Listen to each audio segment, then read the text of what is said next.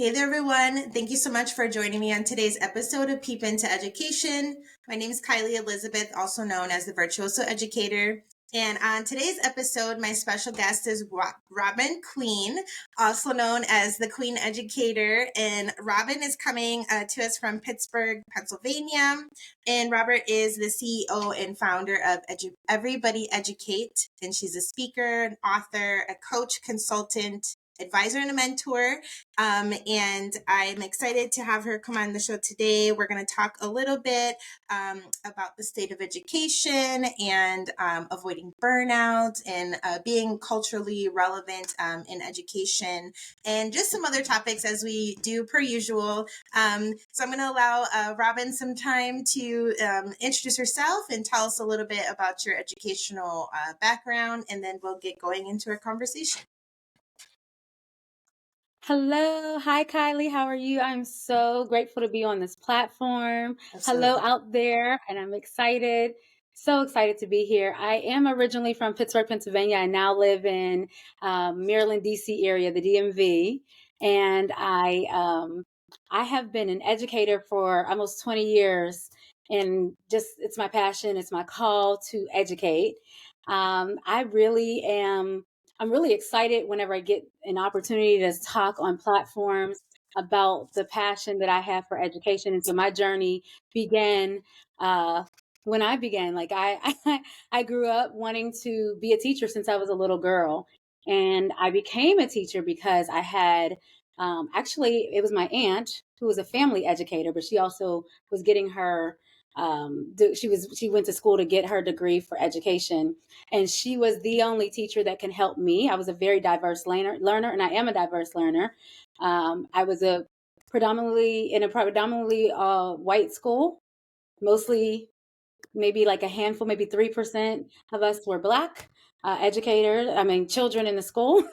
And I had went through a very traumatic uh, car accident. I was hit by a car when I was 6 years old, landed on my head. My skull was cracked around like an egg, but I'm here. I'm still here right now, right before you. And I'm glad to be on this stage.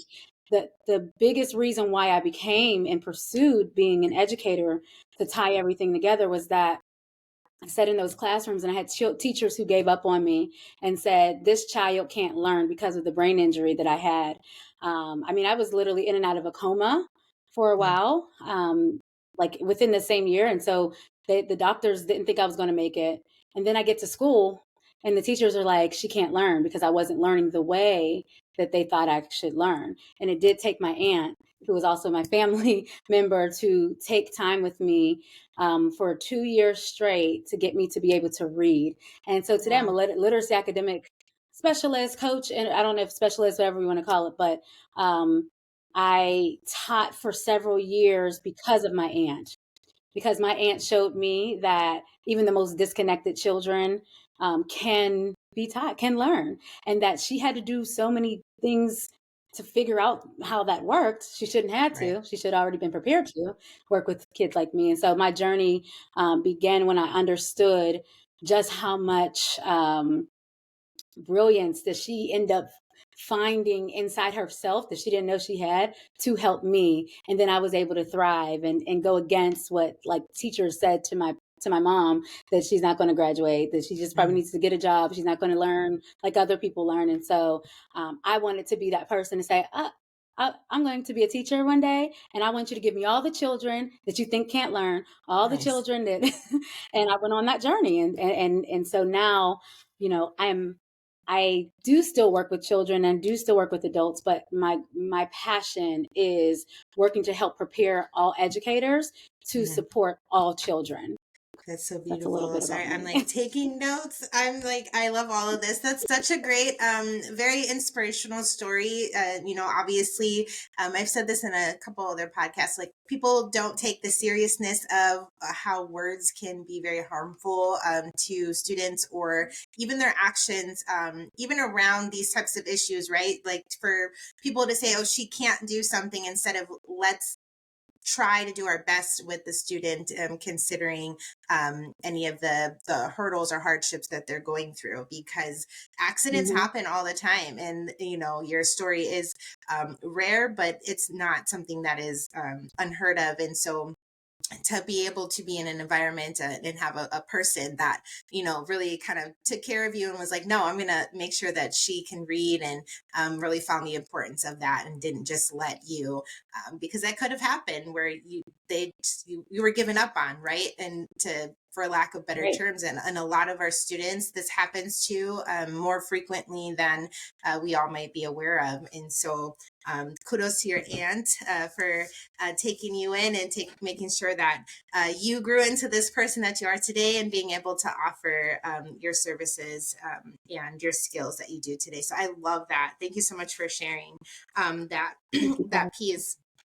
And so you mentioned again, or we mentioned that you are an academic coach, and a literacy academic coach. You were in a previous life, and then an instructional coach. And then now you have your consulting business, Everybody Educate. So let's explain a little bit what you do on your platform there, and what kind of services you offer to the community or to teachers and all of that fun stuff. Mm, absolutely. Thank you for asking. So, I mentioned all of that, like my whole story there. And so I had been in the school system for some time and really just seen that there was so much more need and time, need for educators to educate and really understand Mm-hmm. what that meant. Right. Yeah. And so what I found was, as an academic coach, we still needed teachers were still needing to be trained on differentiated instruction. They still needed Mm-hmm. support with um, being able to just be well themselves and really not feel like they had to come in there and check off a checklist and basically start to get burnt out. And that's exactly what was starting to happen. So my Right. services really are about helping educators win in and out of the classroom. And so what I love to do is I'm basically I speak for teachers. So I also am a speaker, and I, go to do like policy change and things like that, right? And so I left the school system so that I really can get to the heart of what teachers need. And so with Everybody Educate, I believe that we are all educating somebody somewhere, but we must be able to do it with equity and Mm-hmm. excellence. And so my services are literally around making sure, first of all, equity,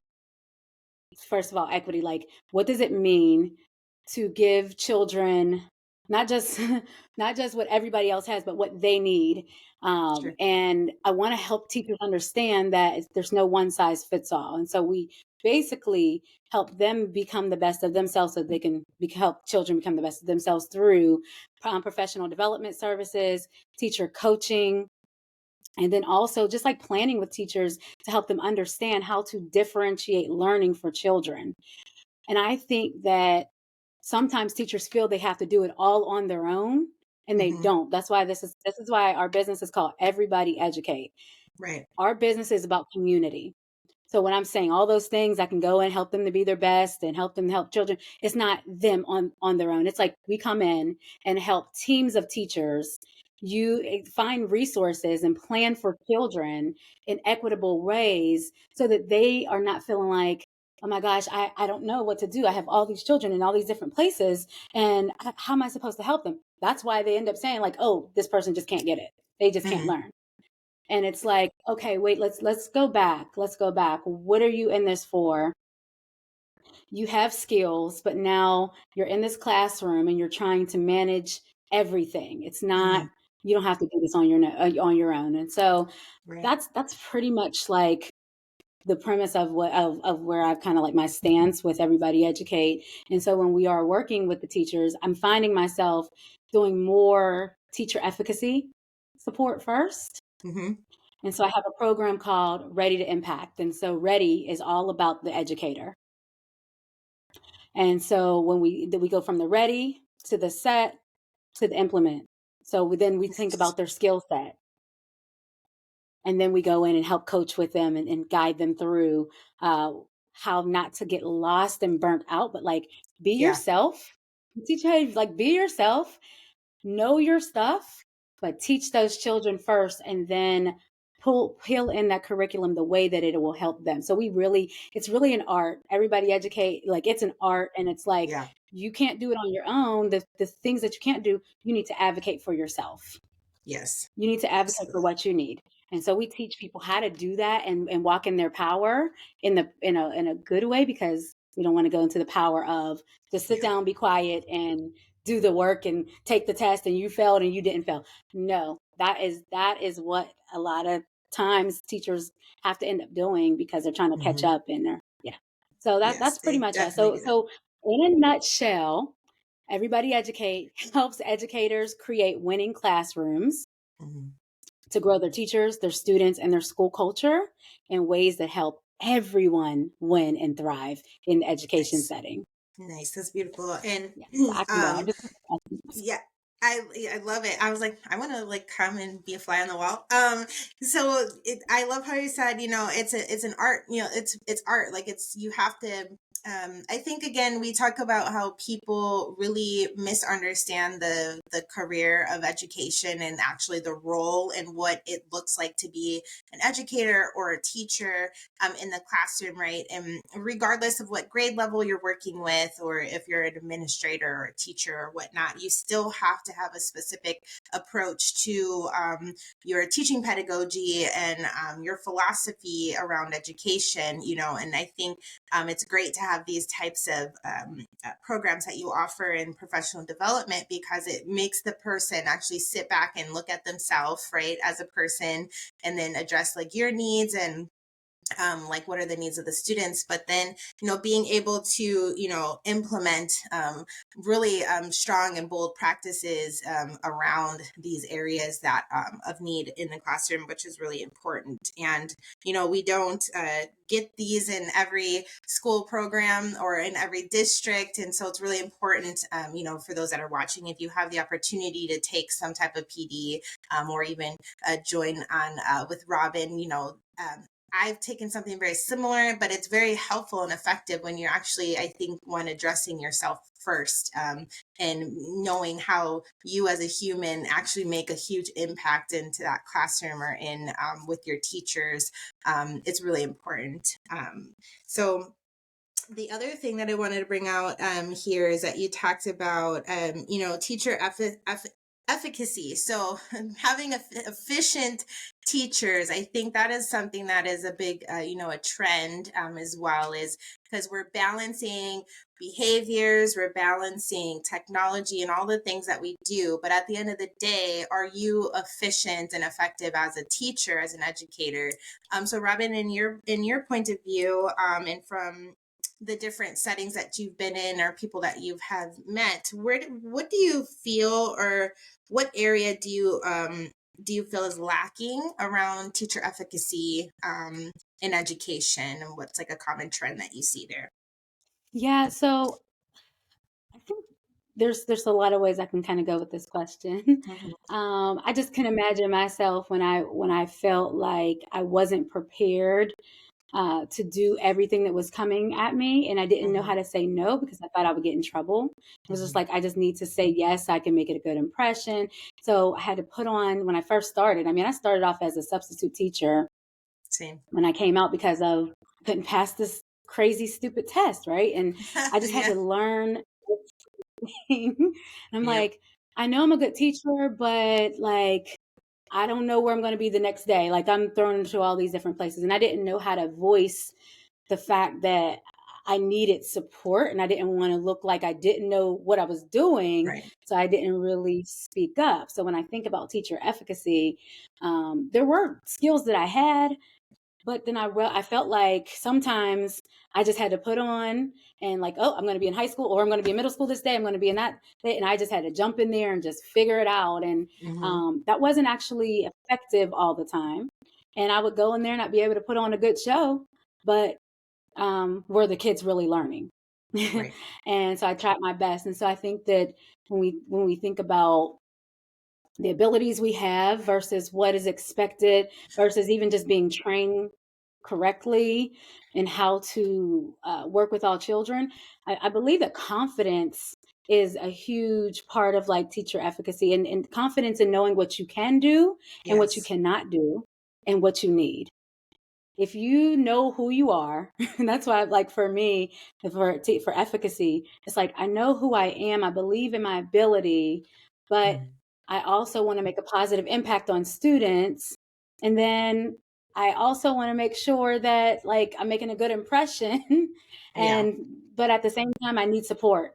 And so sometimes teachers don't always speak up for what they need. They don't always think that what they bring to the table is valuable. So as a substitute teacher, when I started, I really felt like I was great with children, and I was. And I was just like, they called me the kid whisperer, and I'll be able to go Mhm. in and transform the behavior in every classroom. But were they learning? Right. And were they achieving at high levels? Well, I didn't know what I didn't really know. And Mhm. I felt kind of prepared in college, but not really putting everything together and being able to just be a rock star. So I hope I'm answering your question, No, but you wanting did. to go ahead. Yeah, I think you did. So originally, asking like what, so I think you gave the point of view from your personal experience, which, having that Yeah. self-confidence but again, we're stepping up and asking questions and getting the support where you need it. And a lot of teachers don't do that. We do tend to see teachers like siloing themselves in their own classroom and kind of behind closed Mhm. doors, like getting the work done and not really, collaborating with their peers, to check in with each Yeah. other and ask like, hey, is this a best practice, or what did you do here, and those types of things. And so my other question to you was, with the work that you're doing through, Everybody Educate, or any of your coaching, are there other areas as well where you notice like a lack or an area in efficacy that was lacking, but it could be potentially the same topics. Well, no, honestly, so thank you for going back to that, because I'm starting from like the individual piece, Hmm. but then into the collective efficacy piece is really what we focus on. Um, in like my services, because we want to make sure that people feel comfortable to make a mistake. Hmm. There's used to be this program that we use in our school. I was a student envoy teacher leader, Okay. and they taught them something called FADA, failure and difficulty is feedback. Oh yeah. And the kids would crack up all the time.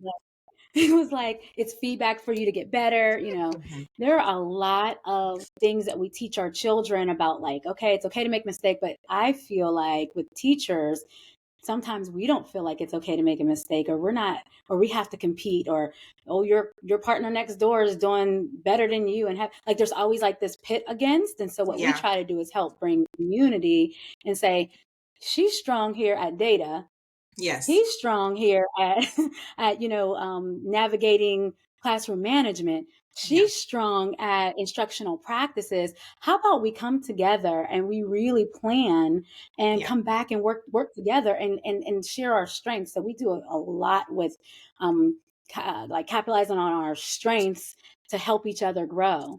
And that Yes. really, I believe, is what makes us stand out. And it's the reason why I feel like, when we talk about everybody educated, it's just a whole nother avenue. And then there Yeah. might be a teacher who is really good with parents, and Hmm. parents, helping parents understand what's happening in the classroom. And then imagine if we didn't all have to focus on all of those things to big, huge degrees, and we actually have people that we can lean on and we can say, Yes. oh, I didn't even think about that. And they're saying the same thing to you. And you're like, yeah, Absolutely. I can put on a show in a class, but you have the rigor, you understand those standards. Let's break these standards down. You understand where you see what I mean? And so I think that at that collective Hmm. efficacy, once we get to that space where we can voice and be like, okay, I'm good at this, but hey, I'm doing terrible here. I need Yeah. some support. We should be able to have those types of communities, and teachers should feel comfortable and confident to speak up if something's Absolutely. not working. And right Yeah. now, that's not the state of how our education system is.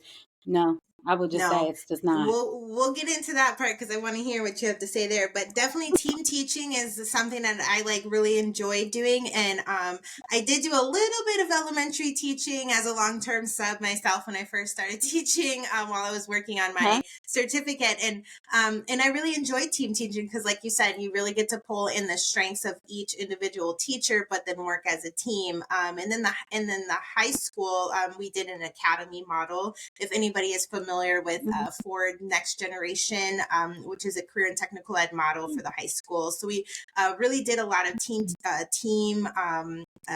I wouldn't say team teaching, but we did a lot of collaborating where we were able to, have somebody from each department, including the fine arts, including, like, for me, I was family and consumer sciences. So there was at least one from each on all of these different teams for the different career clusters that we had in the high school. But then we really got to support the student because the student had us as common teachers. So we all had the same students within our councils that we had, and then we were able to support that student holistically through all of these classes. Like, I knew what so and so was doing in his math class, his reading class, and then when he comes to my culinary class, like, if he had struggles with measurement, which was known through math, like, I can help him in culinary, those types of things. So I do think it's very important to leverage your peers in team teaching. If you're a person that's like, oh, I'd rather be by myself, you're missing out on a lot of opportunity.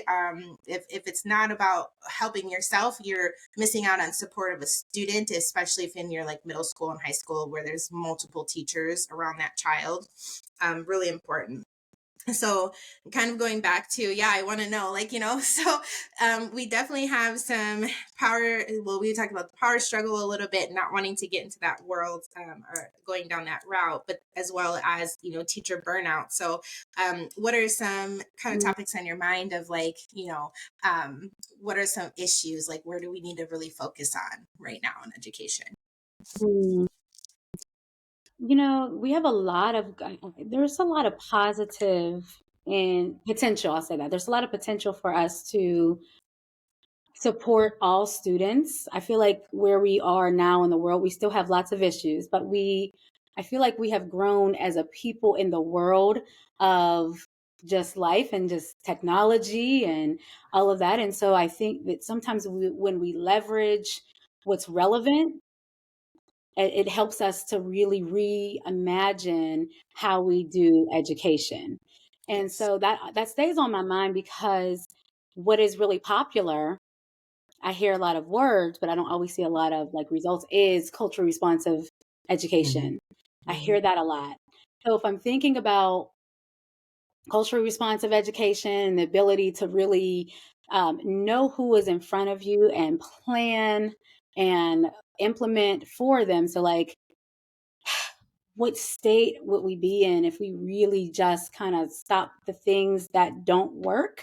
It Mm-hmm. is easy. Sometimes it seems like, Kylie, it seems like it's easy to just be like, oh, okay, we're gonna teach all of our babies and we're gonna do all these things, but it's not that easy. Once you get in there and then you got all the behaviors everywhere and you're trying to plan for everybody, it just doesn't quite turn out the way it's supposed to. And then you're nervous. So Yeah. I think that we use these terms, culturally responsiveness and culturally responsive and sustaining education.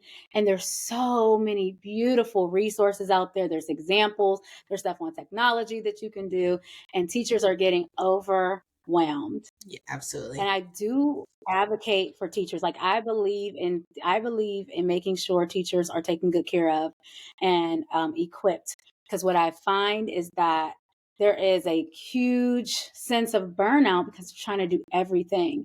And then people don't always know the meaning of these words and they become buzzwords. Yeah. CRT, these things have been Yeah. around a long time, and while people are starting Mm-hmm. to do them a little bit more, Yeah. but not really being prepared to do them, and so being offended. So there's a lot, like offending children, like there's a Yeah. lot that we could talk about, but I really Yes. just want to hone in on the fact that, do we really understand what it means to be culturally responsive, culturally relevant, and do we really understand how to create environments where that is the norm and not just the buzzword? Right.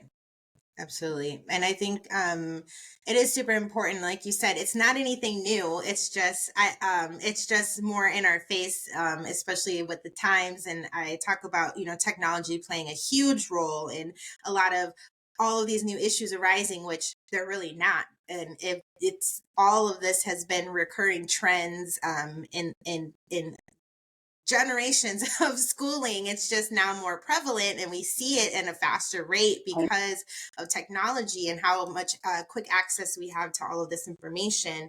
But no, I agree. Teachers can be very much overwhelmed. In another podcast, a guest mentioned, just how much things change and how much the curriculum changes, and once you get used to something, it's changing. But now I think with as far as being culturally responsive, that's kind of like a given. Like that's a mindset given to come. You're going into education. You're dealing with multiple diverse students. You're not going to have a sub group of population. Maybe if you're homeschooling, maybe if you're in a private charter, you might have, a small demographic of students that's similar. But when you're in public education, you're going to come across every student from everywhere. And it's a given to go in that you need to be a person that's one, accepting of diverse cultures and diverse populations of people.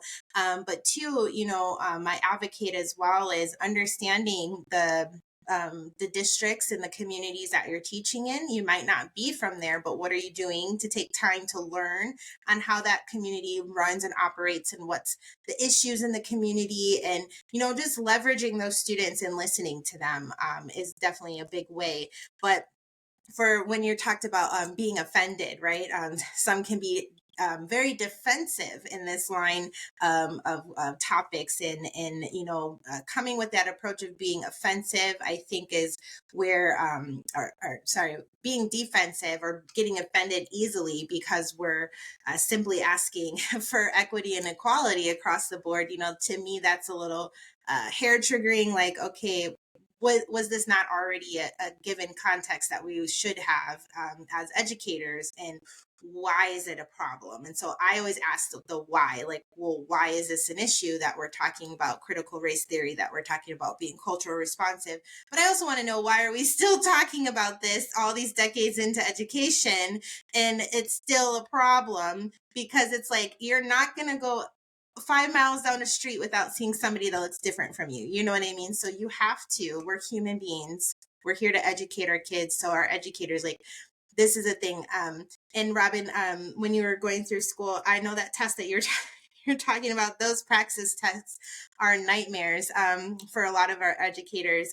But when I was in my master's program, we did a lot on our philosophy and pedagogy of teaching. And, I those of us that have been through a formal training in education, I always kind of go back to, like, what did my original self feel about education before I started teaching, and then really kind of diving deep into the world of education. And it shifts because the burnout, the overwhelm, being overwhelmed all the time, all of the negatives that do come with the job, right? But what was that prime function of and your pedagogy and your philosophy of why you wanted to be an educator, and kind of bringing that back in? So again, like, looping back to your services and what you offer, I think that's an ample time for people to think about things like that. But yeah, we shouldn't have to sit here and argue over cultural responsiveness. I think it's just a given. And to be frankly honest, I've noticed some states, definitely are pulling away from the buzzwords cultural responsive. But you can throw in any word. I wish I had a flyer. It was like a meme, or somebody like broke down like different terms for education, but it's all the same thing. I gotta find it. But basically, it's like, it's just new words, but it's a different day. But it's still the same context of what are we doing to holistically educate these children, regardless of what they look like, if they have any special needs, all of these things. At the end of the day, it's our job to educate them and treat them with respect. And so, yeah, so my question, kind of following up there, is, I don't want to get too long-winded in there, because I definitely will, is, from your point of view, why do you feel that professional development around these topics are are difficult in certain, I guess, in certain places in 2024? Like, why do you think there's a pushback against having conversations on these topics? Well, you said some amazing things. I was like, oh my gosh, I need to respond to all these things. Sorry, But we but have take to notes. have more conversation on this. I mean, honestly, the system, I always say this, and I know many people might have heard this, the system is doing what the system is designed to do.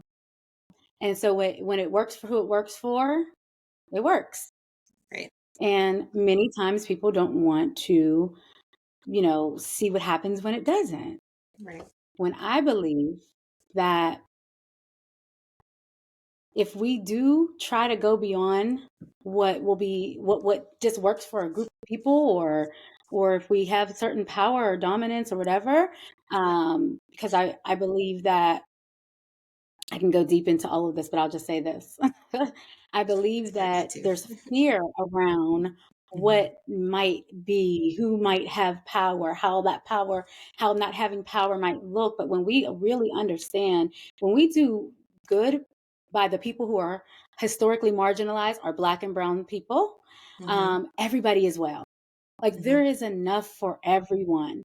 We Yes. all are on a journey, Hmm. and yes, we have like systems and structures and things in place that, have worked for people, and when I say that, I'm being like very, I probably should just be really, really real It's okay. and just I say like, think we get our, it. we get it.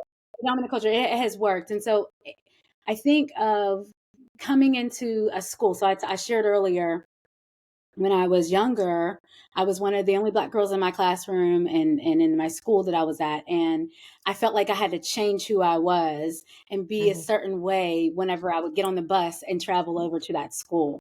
And I Hmm. was like, why? I didn't understand as a child why I had to feel like that. So I say all this to say, our children feel this and they don't even understand it. Right.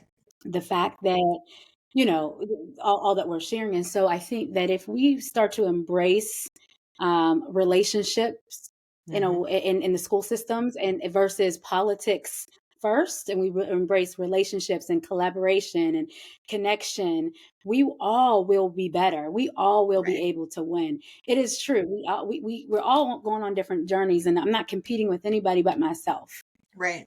Yeah. to be the best that I can be. And so um, I I think that people don't always want to embrace that because it's new, it's different. It's different than what we've had. And Hmm. uh, although we've been in pain in our school systems and in our systems in the world for many, many years, the data says it all. I think like Yeah. national data, worldwide data. We don't have to go into that right now. There is a better way, but I think that what happens is it's scary to think about, well, is there really? And people kind of get into their head. So it's like, I just want to me and mine. This is the way it Hmm. is. This is how it's going to be. And it's hard to embrace because Yeah. although it's painful, it's like, but is there pain above that's worse than that? And I think that Right. it has been proven, if we come together, we can shift school structures and environments where it's like, versus me being, I'm in the school system, I am a professional, I am learning and I'm growing, but I'm also teaching, and I'm teaching children, the next generation, I'm teaching them. So I'm saying all that to say, like, why don't we come together, and it's not like, oh, I'm scared of you and I'm in trouble because I didn't do this part of the curriculum that is ever changing, as you mentioned Yeah. earlier. I didn't Yeah. do this, and oh my gosh, and when we start to lose ourselves, then we're at each other's throat. Like these are things that people are trying to protect themselves. So it's like, Hmm. how do we change? I don't know. And am I saying the right thing? Am I doing the right thing? And there's a lot there, and it's a lot Yeah. personal and professional. So Yeah. those are reasons why I think that people don't really always embrace. It's like what's comfortable, whether it's harmful or not. Right, absolutely. And I think we all kind of have our guards up in some type of Yeah, sense. And I think a lot more of us, regardless of our background that we come from, are really about the right thing. I think there is a certain percentage that yeah, isn't in this world for the right reasons. But I'd like to hope majority are, and we all yeah, kind of are wanting the same, because I would love to, be in my line of work and not feel, that I have to watch over my shoulder because I'm advocating for equality or equity, or that I'm really speaking on these types of topics, because when we should be able to have these open dialogues. And I like to refer things similar to like a relationship. If we have to have a conversation and talk through hard things in a relationship between a man and woman, like you need to, in an education sense, we need to have these hard conversations, and we have to talk about them. And people really think education, and those that are out of it, like really think it's like an easy, straightforward job, and it's not. And there's so many nuances to it where you have to have very thick skin being in this world, and being able to either stick up for yourself, stick up for your students. But at the end of the day, if we think about it as a collective, are we not all here for the same reasons? Don't we want the same results when it comes to the education of these Exactly. students? Do we not want to have successful children that are ready to be citizens after they graduate, high school and go into the world? And to me, it's just, and I think this is where I get kind of frustrated. It's very common sense. It's very like the answers are right in front of our face. Like, let's just do it and not get in front, like get ahead of ourselves with the worrying about who's going to be mad and all of those things, because Mm-hmm.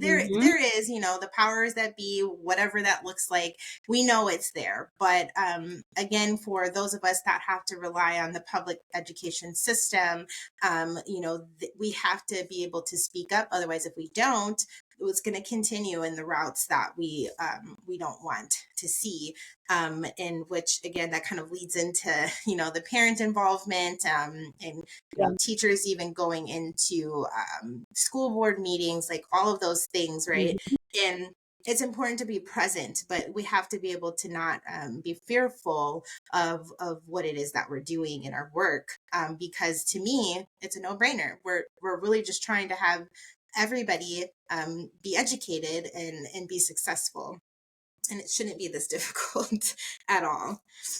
It All shouldn't be. right. It really shouldn't be this difficult. Yeah. And if I could just add one thing Yes, go to it, ahead. I thought about was around like this whole theory, like the ripple effect. Hmm. Um, I think that people sometimes we do what we see, Hmm. what's okay. It's easiest sometimes, and the danger in the ripple effect is that like so it's starting. We're starting with the um, from the top down. And I do believe that people who are in education, just like you said, really do want what's best for kids. But I don't believe that people have always have the right uh how do you say it? People don't always have the right well, uh, I'm Role just trying to think models. about like if you're yeah it because I meet with so many educators and I talk to them and I hear certain things that come out and I'm like they care about them but then there's just like a perspective that says these kids and it's just like a limited perspective deficit mindset and so Hmm. when you cure but then you have this mindset you're really stumped and so then you operate from the top down from our classrooms to our children. This is the reason Hmm. why these things can continue to go on and on and on because we just don't really have a lot of I feel like it's connection and multiple perspectives when we talk Yeah. about cultural responsive teaching and really being in community with people who are different from you and working to understand who's in front of you Hmm. even if you disagree with them really understanding so it's like Right. I care about people and I want people to be well but from Hmm. my own way and that's just it and so I think Yeah. sometimes that's also what happens we get in our own head our own way as educators in the systems and we think this is what it is and that's what it is but we've got to have multiple perspectives those Hmm. perspectives also need to come from our children Yeah. they need to come from our so when we're making curriculum decisions are parents in on that are children Nope. in on that No. are your No. educators you know what I'm saying Yeah. and so it's Hmm. like you care but this doesn't match care like this doesn't reflect Yeah. what we probably should be doing because we have a limited perspective. So that's why we get a certain to a certain Yeah, level. But that multiple perspectives is humongous. absolutely. And as safe spaces for people to speak and be themselves Yes, have to be yes, created. absolutely. And I don't like when teachers say these kids, like these, what do you I don't mean? either. These who? What are you talking about? Power. Like, can we, right? Can you break that down for me? What do you mean? And then they get like, oh, I didn't mean, no, you meant what you said. Because I despise that term when people say that. When you categorize, and that can Ridiculous. even go in the context of special education. I've heard it in multiple Yep. ways, right? And so when you're categorizing a student into you're removing a certain group of students out of the general context, then to me, it's either your bias is showing or your preference for a certain group of people are showing. And or even I think a lot of educators, because a lot of parents too, they tend to bring their own like values and parenting style into the classroom, and try to mitigate classroom management through their parenting styles, which that is not a place to be Mm. either, because you have kids, 25, 35 kids in a classroom with different levels of parent engagement and parenting discipline at home, right? So and then you think that you're going to be able to manage all of these kids based off of your own values, instead of, as you mentioned, Robyn, instead of them really honing in on let's take a minute, take a couple days, learn about these kids, learn about their interests, learn about what they like and don't like, and that relationship building piece, that was something huge that Yeah. I loved to do when I was teaching high school. And I actually got I wouldn't say reprimanded, but a lot of my peers were kind of like, oh, you're really close with your students, like they know a lot about you. And I'm like, why is this a problem? Like it was very much to the uh, a line of appropriateness with teaching high school, but are we not preparing them to be adults? Like, I want to give them the real world perspective of being an adult. So I'm going to be straightforward with them. But I had a lot of great uh, relationships with my students where they, felt that they could lean on me, they could talk to me. They were in my class every day. My classes would be full with seniors and not missing, because they enjoyed being in the room with me, right? And so I think it's important, because kids, even the littles, if you're a good, if you, and I think this is where we kind of go into the nature nurture, Mhm. I don't want to get too spiritual, but kids can feel when they're not wanted in a place. They can, the younger they are, even the older ones, if they think you think they're ignoring they just know that they're not wanted there. And people can feel that. And I really feel that educators have to come from a place of nature, and nurturing our students. Even if you're a male, you have to come from a nurturing perspective of dealing with emotions, dealing with just the changes. Those of you teaching middle school, give it all to you, because I Listen, can't do it. I That love is not middle for school me. now. Yeah, no, thank you. I did not used to love middle school. I love middle school now. And I was like, I used to tell them like, oh my gosh, you guys, no, No, I'm going back to the babies, but I absolutely love middle school because they're in yeah, that space. I'm like not really fond of high school as much as I am mm, like middle school. They're in that space where they're really just like trying to find themselves and grow. And like, oh my gosh, their hormones are everywhere, everything. everywhere. And it's like, how do you cultivate like, all of that Yeah, into getting them to learn into, and it could be a little bit wacky, but I just yeah, enjoy I don't know yeah. what it is. I enjoy like, okay, come on, let's get down in here. Let's do this. Yeah, so my daughter, like I said, she's going into middle school, and it's already like, ooh, like I remember when I was in middle school, I was like, yeah, okay, this is gonna be fun. So, but it's like, like you have to, and this, I only say that because teachers have to be prepared, for what they're going into.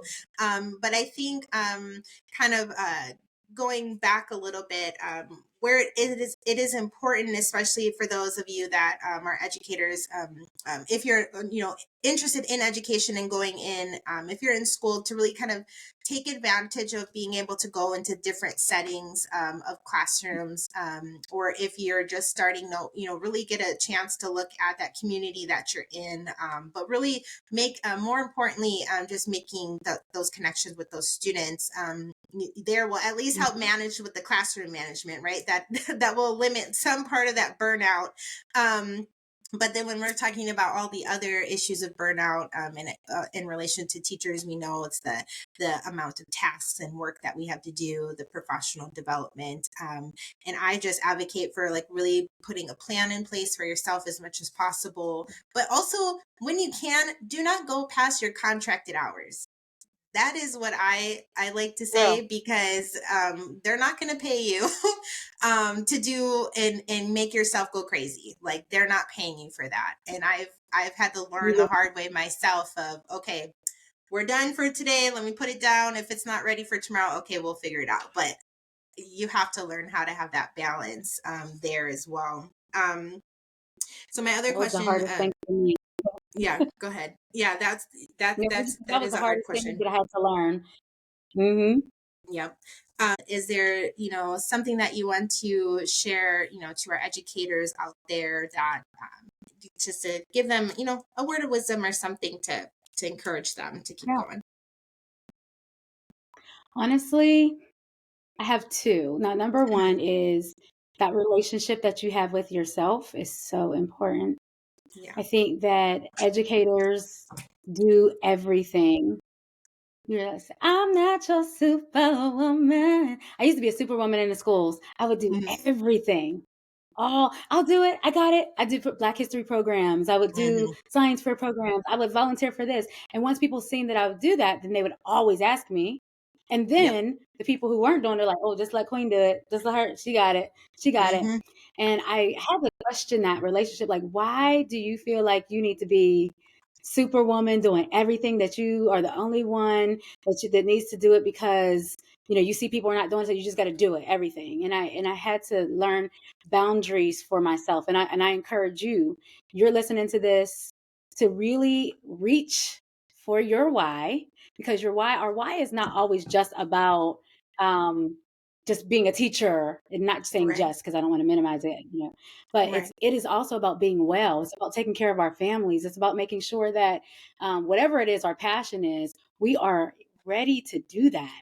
We are confident that no, whether we do it or not, we're planting seeds. Other people are picking it up. Younger teachers, others, like, we've got to have a ready relationship with ourselves and know our time is precious and that we cannot get it back.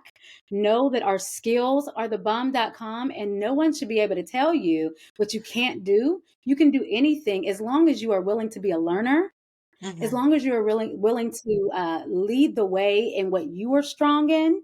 And Absolutely. finally, being able to create an environment for your children, that you would want for your own children at home, that you would want for yourself, a safe environment where everyone's voice is heard. And I don't want you to feel like, just because you are given so many tasks, so many things, and you're expected to be the superman, superwoman in the school system, especially as a Black educator, Yes. you have all these higher expectations, you're competing, that you need to burn yourself out. You've been given this body, one lifetime, and use it well. When you do that and your children see that, that Hmm. is a ripple effect that we want to see. Wow, she takes care of herself. Wow, she's not the only one up in here teaching. He's not the only one up in here teaching. I'm teaching too, because guess what? A lot of burnout can be avoided by allowing children to be on the stage and Yeah. be a part of the learning environment. Absolutely. It really is true. And you talked about thriving earlier. We want to make sure children thrive outside of the school system. So if the curriculum is not working for them, change it Hmm. and make it work. But you still know what your responsibility is as a professional, to have the standards and where children should be. You know that, but don't keep doing the things that burn you out and Hmm. disengage them. Be Absolutely. your best self. So best, for me, Kylie, best stands for a brilliant educator, sustaining and thriving. You deserve to be well equipped to be your best, and the children that you teach are deserving of having the best of you, so that they can be the best of themselves for life. Nice. Beautifully said. I am not going to add anything else onto that. Thank you so much. Please remind us where we can find you, Robyn, on social media and online. I'll be sure to tag that in our chat below. Okay, yeah. So I am on all social media platforms. So I am in LinkedIn, on LinkedIn, Robyn Queen Educator. You also find my business page, Everybody Educate. I'm also on Facebook, Twitter, and Robyn, and Instagram. But then I also have a business page, Everybody Educate. And I really want those of you who are listening that are ready for a change and fulfillment. You can find me. I'm doing an academy, if that's okay if I say that, Kylie. Yeah, absolutely. Go ahead. I'm doing an academy to help help educators to be their best selves, because it doesn't necessarily mean that you're doing it all in the school system. You might actually just be an expert at something you want to hone in on, and we want to help you to do that. And so if you need anything, I'm always out here on this extra like empowerment life for teachers, changing policy. If there's anything that you need, we come around to any state. I travel. My business is not just in Pittsburgh or Maryland, DC. We are worldwide, and we will come for empowerment, for support, for coaching. I'm really excited about you being your best self, your next best self in this new season, and really being connected to people like Kylie, who just also virtuoso. I was going to say, and really doing this thing here. And I appreciate all that you do, Kylie, Absolutely. and I appreciate you having me here. It's really an honor to just be here and have this conversation. More conversations need to be had. But you guys can find me all on those platforms. All right. Thank you. Well, you guys all heard that. So I'll be sure to link it again in the comments. So thank you all again for watching today's episode of Peep Into Education with Robyn Queen Educator. Please be sure to follow, like, and share myself, Kylie Elizabeth, the Virtuoso Educator, and Robyn on all of her platforms. And thank you guys again, and have a good night. Good night.